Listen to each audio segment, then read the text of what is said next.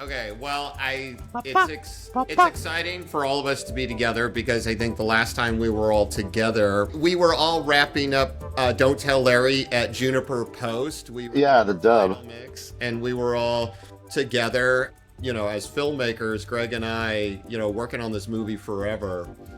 And then we get to the point where the picture is locked, and then Jason and Nolan come in and start writing music. And it's really interesting when you're working on a movie for so long, and then when you start working with your composers and you get your music back, all of a sudden your movie takes on a different shape, a different tone, a different life. What was your guys' first reaction when you saw Don't Tell Larry? What emotions or themes stood out to you musically? Well, the first thing we did was the pitch video, which was hilarious. You guys ready? Please, no. No, Larry, let's not do this. Okay. And the music you had dropped in there was some Martin Denny and some kind of fun exotic stuff. And so we wrote some of the music for the pitch.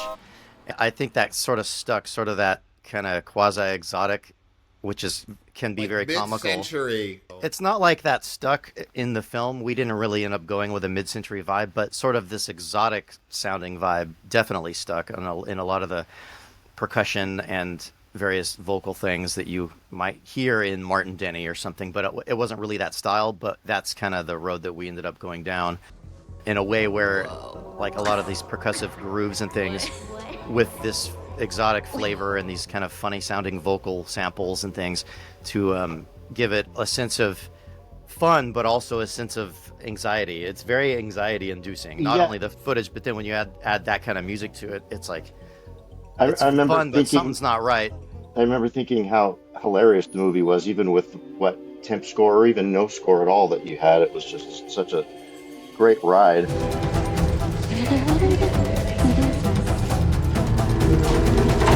But around the time that we were starting on it, I had asked you, John, hey, do you know any fun new TV shows to look at, just to watch, just completely having nothing to do with Don't Tell Larry, and you said, "Oh, you got to watch White Lotus. It's really really great."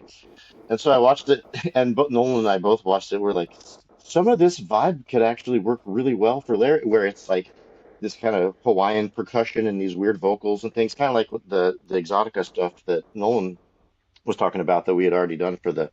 It's sort of the two matched each other really well, and we just like experimented with that. It's like this could be a really fun vibe. So White Lotus was definitely a huge inspiration for a lot of that. Our temp score was 80% White Lotus Yeah. originally. Yeah, 80% White Lotus, a little bit of the Martin Denny mid-century stuff, and then, of course, Ennio. naturally with me, I always end up using some sort of Ennio Morricone track somewhere in the film because, like, the end was all Morricone. That was the first thing I did was, or it might have been the second thing I did, but that very last scene where you had that Morricone track.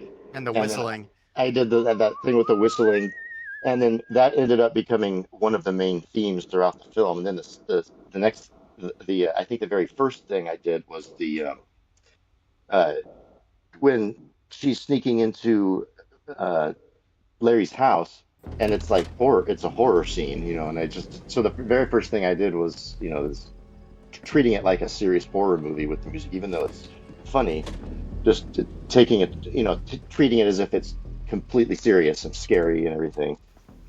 Obviously, you have some of that inspiration there, and you two are so musically talented. I would really love to know and hear from you two how you came up with the themes, the musical themes, because there's a few themes that are brilliantly woven throughout and variations of that theme. And I would love for you guys, like, how did you start with the main theme? Like, how did you even come up with the melody? And then how did you integrate that and variations of that into other tracks? Well, the main theme, or at least the first theme that we hear in the main title, is da da da da da. That actually came from John. When the titles come up. I'm just a raisin, an itty bitty raisin. And John came up with that, and he was like, "Do you guys think this will work?" And I'm like, "Yeah, it's great. Just change one note," because he had it like, "I'm just a raisin, an itty bitty raisin." And I said, "No, make it minor. I'm just a raisin." So it's a little bit more creepy, treated So then instrumentally. that was established, and then I took that, especially for the very top, when you see the titles, that the loud comes blasting at your face, and put it in this like crazy thick, loud electronic, like the bass line is the melody, and it's just really loud, and But it's then we also use hilarious. it in its major in John's original version. Which is the first time you see Larry, and it's like the flutes going boop boop boop boop. Yeah. You brought this coffee for me? Yes. Yep. Got that And for so then you. we just use it, and then also like in the final climactic scene when everything's really intense, all it's like this horror score, and you hear the high violins. Which works. So you can almost take anything and make it work if you put it in the right texture and harmonization and orchestration So and all essentially, John Schimke was the composer of the main Well, theme. hold on. It's funny because I remember, you know, Greg and we had this conversation about, because there's this big part in the movie where Larry sings the song, I'm Just a Raisin. And that melody came into my head. But it's funny, when I hummed it to you guys, my intention wasn't to use this melody. Because in my mind, I'm always like, if I hum something to you, you guys, I always trust you guys to make it even better. So to me, when I sent you that hum, it was like, this is kind of what we're feeling, like, I guess use something like this, it wasn't like it has to be this. It was your guys' decision to take what I hummed. But it and worked. use that as the background, Yeah. as the theme. And it was a good through line too, because it's just so Larry, it's so the character. Right. But the other, there's a couple of the themes, but the one I mentioned before, which was the thing I wrote first, which is at the very last scene of the movie with the whistling and that thing, that sort of became the sort of the sentimental theme. Da, da, da, da, da, da, da, da, da, da, da, da, da, da. I'm a horrible person. Looks like we have something in common. We're just two ambitious women who care about their jobs. And that was used throughout whenever there was some kind of like we need some kind of heartfelt emotional moment or anything like that. It sort of became that theme, and then Yep. the probably the main theme, which is pretty much happens every time we get to a new day when it says like Monday or Tuesday or Wednesday, is that. And then so that kind of that first cue has both of them because it's got this driving energy. She's motivated and she pulls in, or maybe it was a little later a has, cue has shortly after that has a clarinet version of the sentimental theme, and then it kicks back in. But the funny thing though about that dun, dun, dun, dun, dun, dun, dun, dun, that kind of like inspiring marching thing became also in a very slow version in vocals, like that kind of exotic Hawaiian sort of Oh stuff. yeah, so yeah.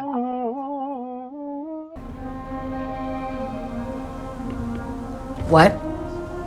I recorded the vocal on that, but I pitched it up a little bit, I think, to make it sound a little more feminine, and then just added huge reverb with kind of that exotic percussion underneath it, And then that that found would its always way all throughout the film. that would always be used for some kind of tense, like it's starting a tense moment or some kind of I don't know. It was just great for tension in a fun way, in like a silly fun way.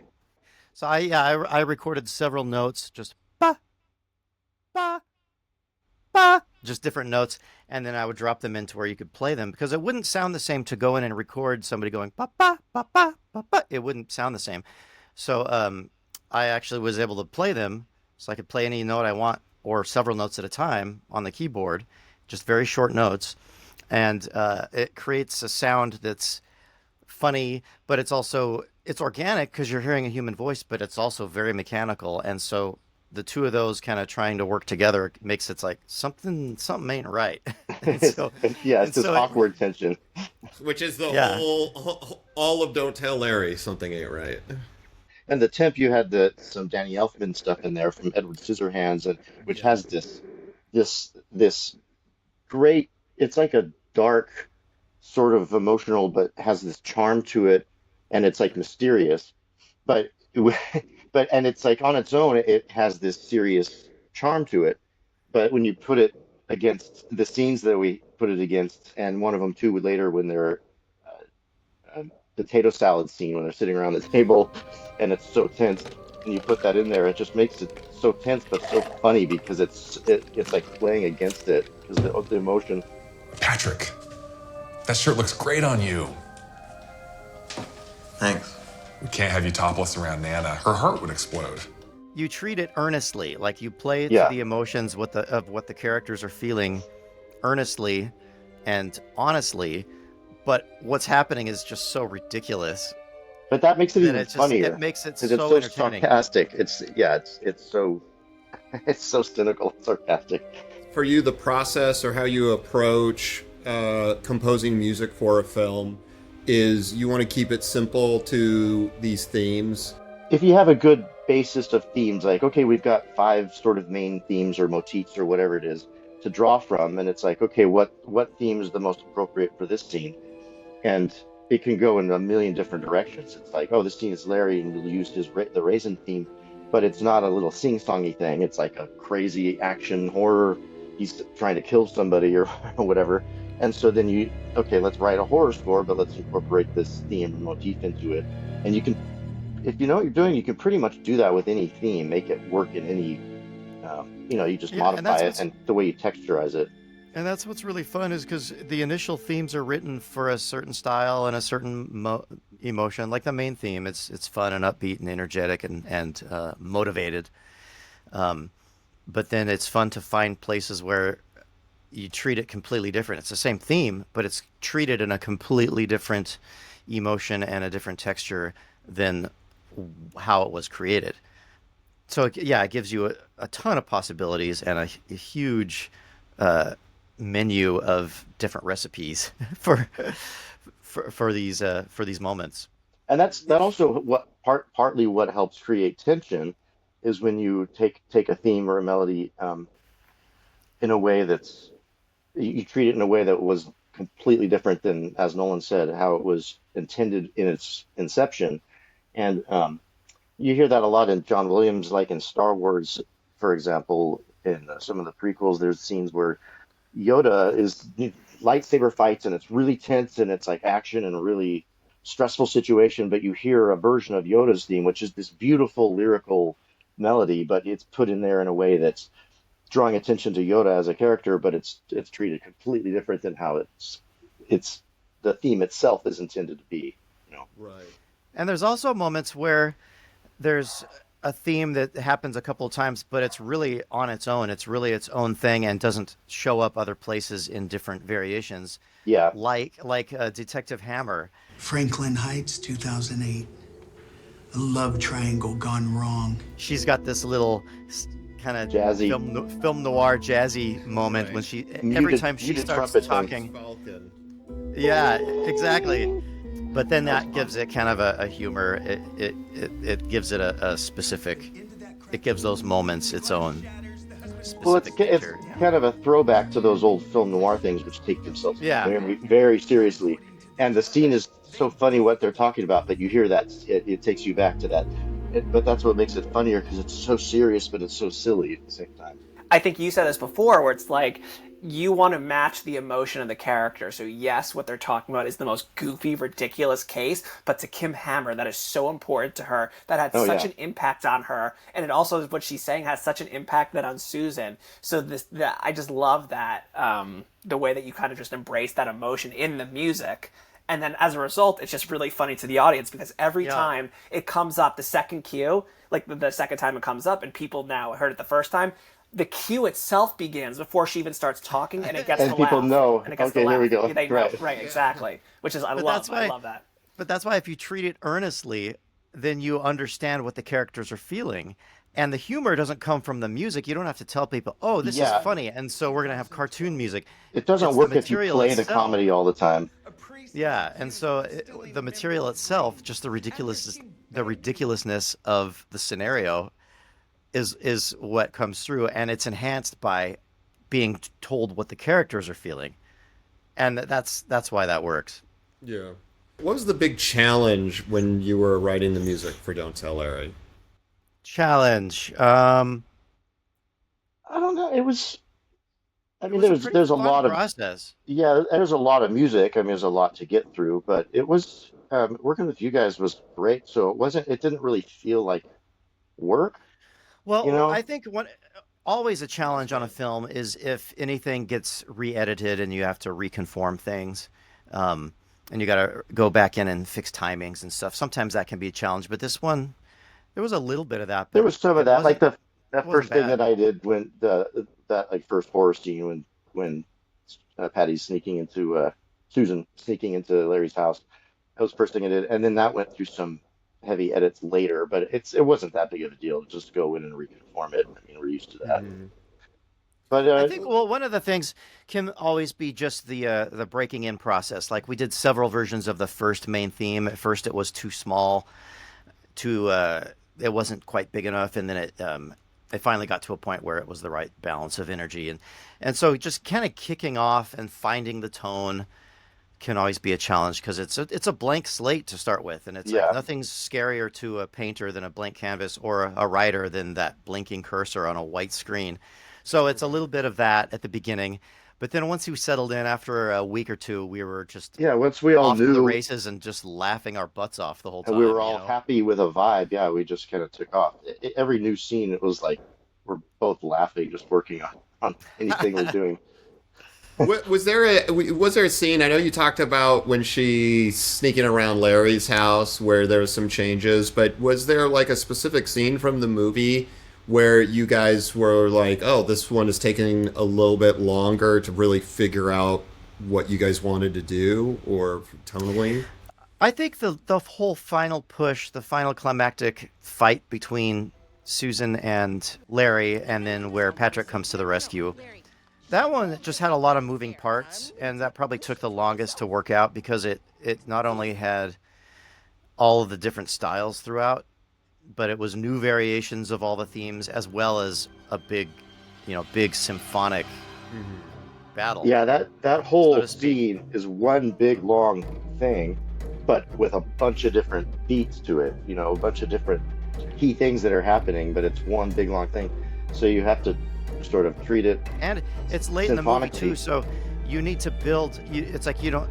It's hard to. It's easy for it to be too small, but then it's also easy for it to get too big because you're wanting it to escalate and To not just ramp be up.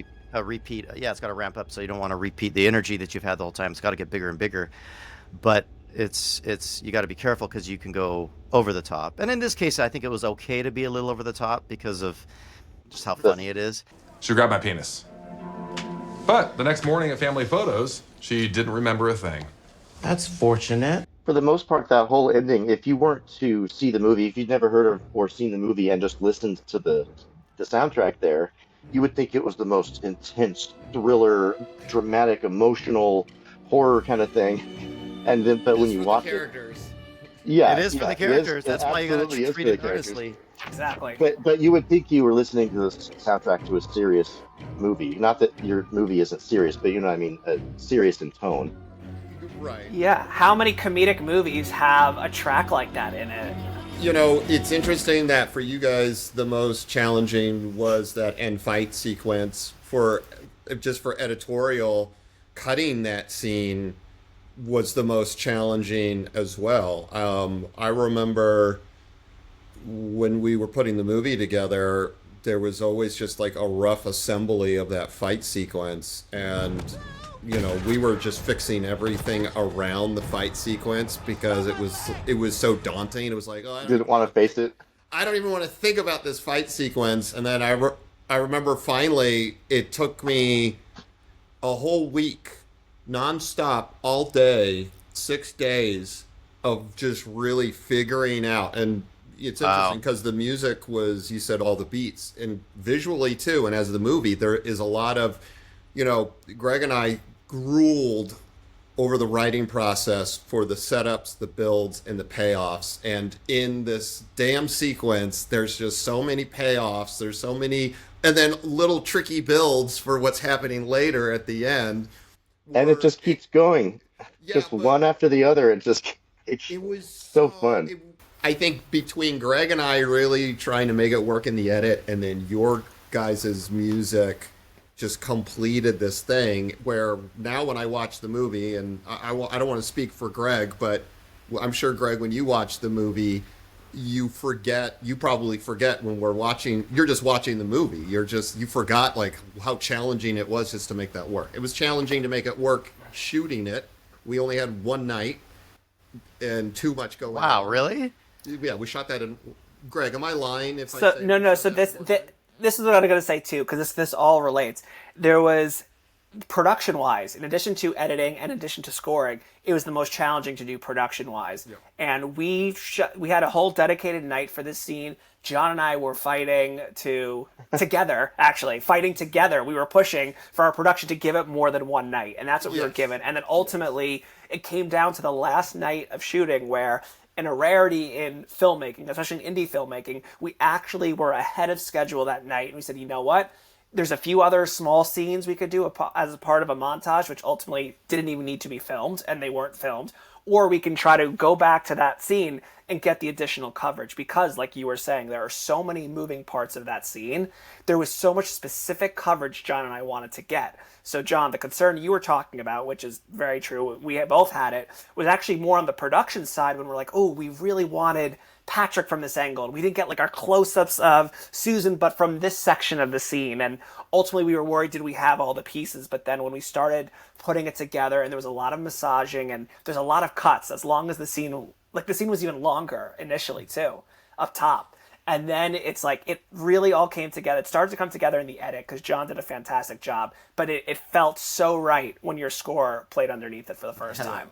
That's was like, oh, it's there. Yeah. And yes, so and when fun to do. Yeah, and when watching it too, also, John, you were right. I forget of all the issues we had in production or all the things we wanted to get. I am totally in it, and I've been in that theater with a bunch of people watching that, and you have people cheering, groaning, screaming, "Oh no!" applauding. Like, it's all the the reactions are there. Like, the audience is totally in with it, and that's just how you know, like, that all the elements together, like, it works. So I want to know more about your process, because obviously the two of you don't just have the same last name. It sounds like you also maybe have the same birthday. As working as twins, would love to just know, like, first of all, what's that working relationship like? And how did you guys then work together as, two composers, but working together for one ultimate, voice and how this sounds? We don't really know any different because we've been composing together ever since we started composing back in high school. We have the same DNA, and so we very much think the same, but we are two different people, and so we think slightly differently. So it's like a cohesive unit, but there's also, we complement each other because he can review my work, I can review his work, and bring another opinion, but it's still like-minded. We're still always on the same page, but it can help bring just two heads to the table. So it gets a stronger product than if if I were to score the film by myself or Nolan by himself. It would still hopefully be good, but it's going to be stronger if we have that working together. And usually, often, not always, but often, thematic material or such will sit together in a room and hash it out together. But then usually once we've figured out what that stuff is that we wanted to write together and both have an equal say in, then we'll just split it up, or like leapfrog the cue. Okay, you start this cue, I'll start the next cue. How is your cue starting? Because I need to know how to write into it and that kind of thing. So we'll just be sending each other back and forth our stuff and reviewing it and talking through how it's going to go and what we think the best ideas are, and eventually it's done. At the time, we were actually working in the same house. We were both living in the same house, and Jason was on one end of the hall, and my room was on the other end. And say, hey, come in here, listen to this. Hey, yeah, I gotta come check this out. Or if our doors were both closed and we were kind of in the thick of it, we'd just call each other on the phone. Even though we were just down the hall, we'd still talk on the phone probably more than in person. Sure. It was just more convenient. I mean, you guys have worked writing music for film and television for a very long time. Like, what was your first professional gig? I think the first thing that we did that was a real film was called One Night with the King. And the composer was Jack Redford, and he had known of us ever since we were students, and we had sort of stayed in touch with him. He was a mentor in some ways. And so he assigned us to help arrange and flesh out some cues that he had written He wrote this gorgeous score, this big epic orchestral period Yeah, piece, beautiful biblical themes. drama. So he would turn over these handwritten pencil sketches that then we would take and create a mock-up of and flesh out into the scene. And then after that, we ended up working with John Ottman, doing some of the same kinds of things. That was kind of where it started taking off for us, was for John Ottman. I had met him at this Composer Expo thing and just started talking to him about mock-ups and stuff. But he remembered me and reached out and asked me to do this end titles suite for Astro Boy. So he had written it, but it was in sketch form, and he had me like arrange and orchestrate it. It was more of like a trial to test me out to see what I could do. And then basically every film that he scored and worked on after that, he had us on as either orchestrators or additional arranging or writing or whatever it was. X-Men Apocalypse, X-Men and Days of Future Past. We did a little bit of work on Bohemian Rhapsody. And then eventually we met John Paisano and we did a lot of work on the How to Train Your Dragon series on Netflix, the animated series. And through Paisano, we also did the Maze Runner trilogy, assisting him and orchestrating and conducting and a lot of things. And Daredevil and for Netflix and Defenders, and recently the Kingdom of the Planet of the Apes we worked on with him. And recently we worked with Benjamin Wallfish on Twisters. And the area music of Avengers Campus at the Disneyland Resort. Also Disneyland Paris. And most recently, Mortal Kombat 2, yet to be released. What do you think is the most important aspect to writing music for film? The story. Story's, Number one has to be story's the always story. first. It shouldn't be, film scoring shouldn't be just an opportunity for a composer to show off what they can do. Listen to how great my music is. Sometimes that ends up happening, where the music works out to be standalone and people love it and want to just listen to it or concerts of it or whatever. But its initial function is to serve the story. And if it's getting in the way or not providing what's needed, and then it's not doing its job. Looks like that doctor's gonna need a second opinion. Wow. Kid Justice. Just wow. One of the tracks that is primarily vocals, I would love for you two to talk about Kid Justice and the Kid Justice yes. theme and how you put That that was so fun. together. The Kid Justice. Like that melody sort of came from the scene towards the beginning when Patrick addresses the poster. Kid Justice. So we're like, okay, we have to make it sound like what he's singing. Yeah, that he's referencing the theme song.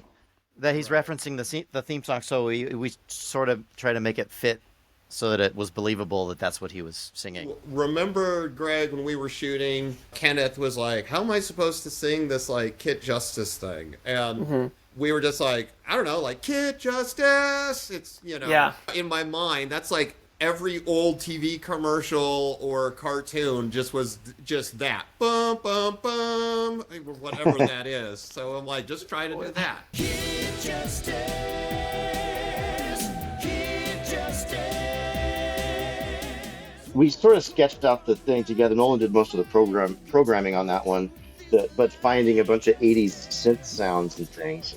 Yeah, I have a software version of the Yamaha DX7, which was like the classic 80s synth. And so a lot of these like punchy keyboard sounds and the drums, those 80s toms, electric drums. Oh, it's so fun. And just pulling So corny. those sounds together and then writing. Because John, you or both of you guys, I think, gave us some lyric ideas that we sort of implemented into a theme song, and we just wanted to make it sound like one of those 80s TV shows that takes itself so serious, but it's so cheesy. It thinks it's so cool. It thinks it's so cool. It's time for the doctors and the scientists and the elite geniuses of the world, not the politicians. Greg and I had toiled over trying to make this damn fake TV show. I mean, we had done casting for it. We had scripts that we had written for it. Let me get justice! You're a doctor, not a killer. You don't have to do this. I'll give credit to Greg here because Kid Justice was like his brainchild from like another project he had made a long time ago called Renegade Judge, which was like really funny. And when we were writing the script, we needed some type of corny TV show from Patrick's past that he could watch. And so Kit Justice just seemed to naturally come in. We shot these episodes intentionally cheesy, intentionally bad practical visual effects. I ran a VHS filter through it.